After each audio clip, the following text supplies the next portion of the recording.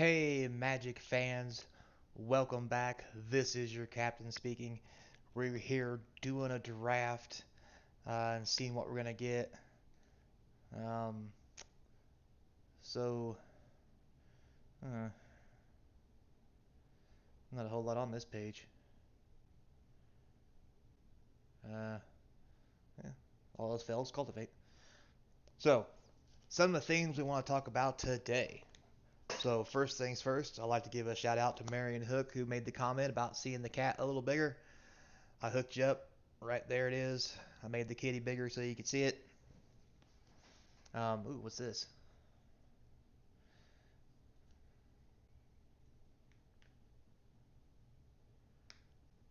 Hmm. Interesting. Anything here? Green.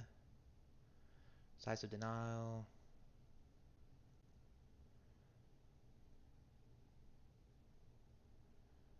Well, let's just take the rare for giggles. So, Marion, there's a little bit bigger picture of my cat. Hope you can see that as we're going through and doing this.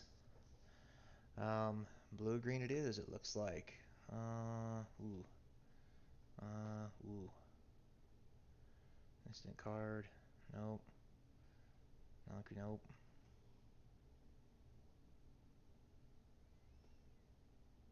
Boy, that's a tough one. Looks like we're going with this. So, first things off, I'd like to welcome you to the channel. Get a like and subscribe when you get a chance. I'd really appreciate it. Also, tell your friends and family any support for the channel is greatly appreciated. And the first thing I want to talk about today, guys, is organized play. Guess what? Stores are opening back up. And you may be saying to yourself, well, Clyde, how do you know? So here's some news that just came out over the wire, and you guys tell me what you think. I'll take that rare. Um, So there's going to be an update on May 12th to go on with this topic that we're discussing right now with organized play of probably the stores in North America and other areas opening back up to organized play so we can go into your local LGS and actually start playing again. As of right now, the Japan store uh, has been lifted. They can have organized play starting May 1st around the Africa area. Their organized play is starting back up, and they're talking about having another update May 12th. So pay attention, guys. It's looking like close to May 12th, they're going to start opening up stores in the U.S. and in America, North America, South America, so we can actually start doing organized play again. Would that just not be too sweet, right? Is it not time to finally get back in there and actually start playing Magic again? Oh, guys, I just can't wait. I mean, how do you feel about that, guys? I mean, are you excited? Are you as excited as I am? Because I think it's just phenomenal that we finally get to go back and actually start playing Magic again. Hallelujah! Can't say it enough, guys. Really can't. I just love it. So, I'll take this, I guess. So with that said, that's the big topic of the day as far as what I would like to talk about. That's coming up like fast, quick, and in a hurry. You know, May 12th might actually get start playing again. That means get those cards you need now because I'm telling you, as soon as they open up organized play, all these card prices are really going to start to spike. I mean, because now you need the cards to play to actually go out and play. Like they start, that means that Magic Fest won't be far behind. Um, Heads up, I talked about Gen Con on the site before. Gen Con has already been scheduled. It's been pushed back to September, um, but it's gonna happen. So that means if they are going to open up in May, that means there will be big Magic events at Gen Con. So keep that in mind, guys, while you're out there because that's definitely going to be a thing. Um, so with that said, another thing that Marion would like me to like to talk about, she asked me what I think the future of Magic is. So the future of Magic, that's a real good question, guys. So as we talk about the future of Magic, you know, people have lots of different ideas. There's all kinds of speculation and what have you. So it's really hard to tell what part, if anything, will actually happen. But here's what I think. So as we've seen progress over the years, we started off with just, let's go back to the ABU era, right? No mythics, rares, commons, and uncommons. That's it. That's all there was. Then progressed over time. Other card things came out with different rarities, and then all of a sudden they adopted the mythic slot. And then to try to get a little more spicy, after adopting a mythic spot, they eventually did different card types. They started the modal cards started to become a thing with flip cards on front and back. Um, and before that, they eventually started putting rares in because you remember to begin with, there was no rares in Magic. Or, I'm sorry, not rares, foils. There were no foils in Magic. Magic didn't have foils. It was a card game just to play. There was no premium foil lands that you could get, so you could actually do certain things. Let's see here.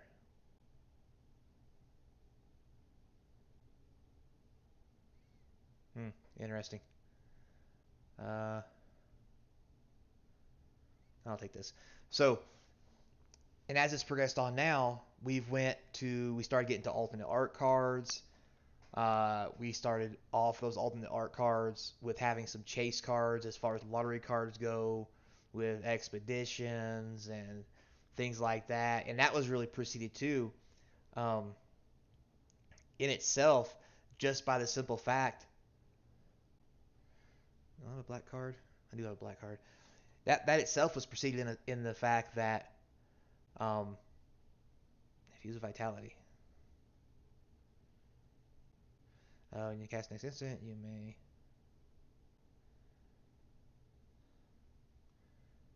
Uh, yeah. So that was preceded by many different things. Sorry, guys, lost my train of thought there on you. But keep this in mind, and I really do mean it when I say keep this in mind.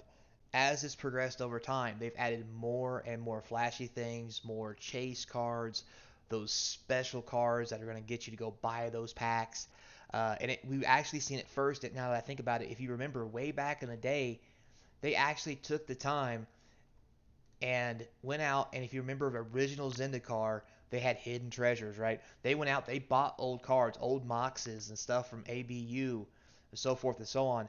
And what they actually did was they bought those items and put them straight into Zendikar packs. So, I mean, think about that for a minute. That was the true first chase card. And now they just keep doing it. They're just trying to find better and newer ways to do it. So, draw 3 cards, discard 2 cards unless you discard land. Um, so think about that moving forward. Ooh, this guy's great. Um, as this course of time has gone on, everything's getting bigger and better and flashier. And I think that's become a trend now because they're always trying to do the next big thing. Our first crossover that we had, if you remember, was Godzilla. And I really do think that was the testing ground, guys. That was them saying, what would it be like if we started doing the next flashy thing by crossing over into other sets, into other realms or games or mythos, so that we could get other things into the game that normally wouldn't be there. And then next you had The Walking Dead, and that was a big thing. And then we had and that was all after the Secret Layer thing started up. And now Secret Layer, they're trying to go on some kind of a weird subscription. How can you go on a subscription to buy Magic cards? That just seems really, really weird to me. Uh, I don't see how that would work. I mean, I'm sure there's some whales out there somewhere that would probably do it. I mean, to be honest with you, if I thought it was worth it, I would do it. Just because I do normally buy Magic cards like that. But here's my thing, guys. Like, I don't like Secret Layer. I think it's bad. Now, once again, that's just me, guys. If you like Secret Layer and that's your thing and that's your jam, hey, more power to you. I get it. It's okay. What we got here? When you cast the next spell, Planeswalker, Cleric, Druid, Wizard, Warlock, Shaman. What's this cultivator? Druid? Exile, 4 blue elemental token. What do you guys think? Uh, hmm. I guess. That's my third one. I'm gonna need more of those. Um, so as we move forward, guys, I really think we're gonna see a lot more uh, of all the special stuff. They're just now kind of easing us into cold foils, which is a new kind of foil. Um, I've also heard reports of the new foils in the new boxes. Now, I haven't done it myself. I haven't got my boxes to open. That's not going to be till April 23rd or probably even a little after that. But the new foils, not just the cold foils, but just the foils in that box are not curling. So, what new things have happened? Also, I've heard reports that the uh, the cold foils aren't necessarily the right kind of foils. They're not the kind of thing that like they want, right? It's not the cold foil that you saw um, with Flesh and Blood that you saw with Commander Legends. It's less foiling and it doesn't seem as good, and that's one of the problems that some people are having with it. So that's something else to look out for, and we'll get into that when we actually start doing our box openings. So be on the lookout for that too while you're at it when we start that up. Um, but with that said, I think we're going to keep going on and keep doing the spicy and the new things. I really see draft boxes being cut back and almost not being sold because they're just not going to be valuable. They're not going to be worth opening. I hate to say that, but it really feels that way. And the reason I say that is because a set booster box isn't much more than a draft box. You get an art card, you can get 2 to 3 rares. Plus, if they go through and do special cards like Mystical Archives, like they're doing now, or some variant thereof for every box, um, it's going to be hard to actually just not get those cards because why wouldn't you? I mean, they're going to be the best cards. There's just no questions asked. So why wouldn't you just want to use them? So that's just something to think about, guys. And I think moving forward, the draft box is eventually going to be phased out, except for like maybe tournament use. They might even stop selling them unless you actually go to a tournament, just because they just don't want them out there. 'Cause the net profit margin on those boxes are so low that they just don't hold value. And I think that's the real thing that we're going to get to. The set boxes are sell for a little bit more, they get better value. Because let's be honest, guys, it's not like it takes them more to make a set box. Yeah, they put art cards in there or whatever, so every pack may cost you a couple extra pennies, but the pack itself sells for an extra dollar. I mean, the margin on it's huge. So why wouldn't they just go for those instead? Then you have collector boxes. The thing with the collector boxes and all that stuff, you have collector boxes and set boosters and then draft boosters. Basically, what it does is the collector boxes are priced so high. Like let's think about Modern Horizons. We're talking 200 plus a collector box, maybe 400 for a collector box. I mean, it's going to be insane, guys. But think about this. With that said, um, all it does is drive the price down on the lower stuff. The collector boxes make the set boxes worth less. The set boxes make the draft boxes worth almost nothing because there's set boxes and collector boxes. It's open the draft boosters really have no value at this point, and it's really kind of sad when you think about it that way. What do we got here? Uh, all right, I'm gonna play that.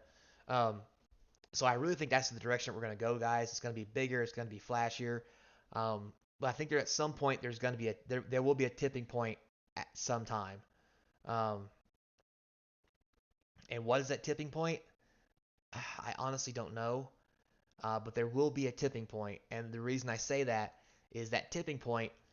Right now Pokemon is doing better and selling maybe more, if not just as much as Magic. They don't have collector boxes. They don't have all this flashy stuff. They're still selling the exact same product the exact same way the way they always have.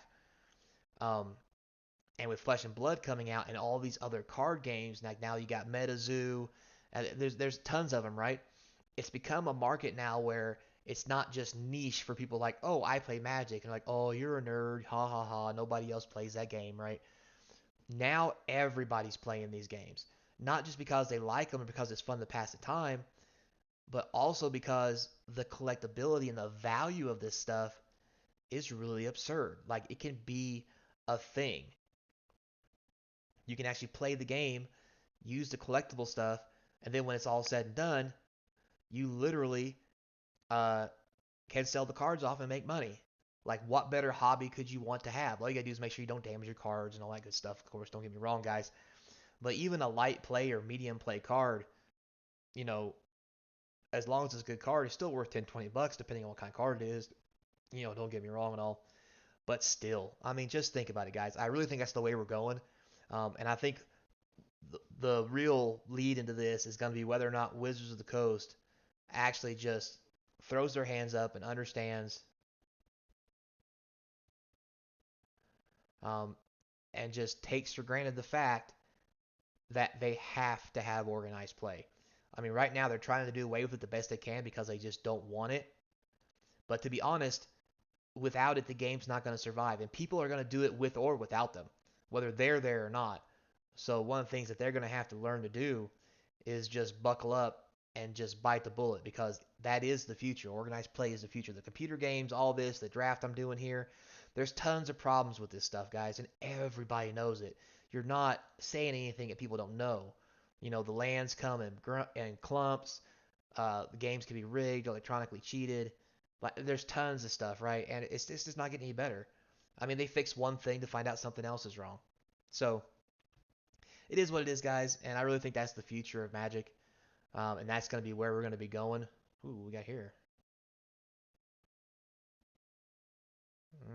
Eliminate or this thing, this thing.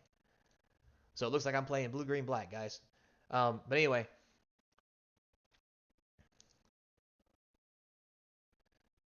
lessons never hurt. Uh, with all that said, guys, that's really what I think. Sorry, I kind of ranted and raved a little bit, and lost my train of thought through this as I was doing my draft and talking to you guys. Will Magic ever really die? I don't think so, but I think there's going to come a reckoning, maybe sometime soon, where they're going to have to sit down and realize that charging all this money and all this other stuff that they're doing is not going to be the way to go after a certain period of time. And they're going to have to dial it back and figure out what's the next step, what that step is, and what does it look like? Like, do they need to scale it back down so there's not so many all these random cards that are different values and all these chase values and so forth and so on? Or is that what they want, where people actually use all these chase value cards just for the simple fact that it does make the game cheap because the draft booster boxes are so cheap that people can get in, play the game, do whatever they want, and nothing else has to be done. So just something for you guys to think about. Um, and that's my 2 cents on the whole topic. Looks like here we're winding down this. Let's try this, I guess. I hope you guys are watching what I drafted because I don't have a clue what I've been doing here. Just been grabbing stuff as it goes by, trying to find green, blue, black stuff. Um, yeah, sure, this thing's nice. Uh, so with all that said, guys, thanks a lot for watching. I do appreciate it. And remember, until next time, be kind, and I'll see you then.